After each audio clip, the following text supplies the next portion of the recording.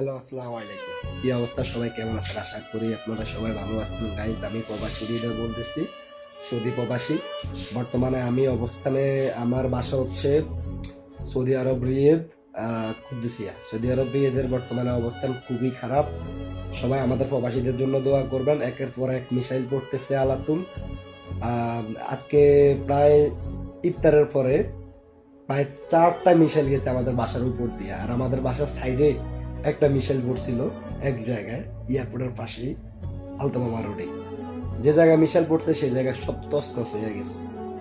আমাদের বাসার উপর দিয়ে 4টা মিসাইল গেছে, প্রায় ওইগুলা হয়তো খারিজের ওই পাশে জায়গা পড়তে পারে।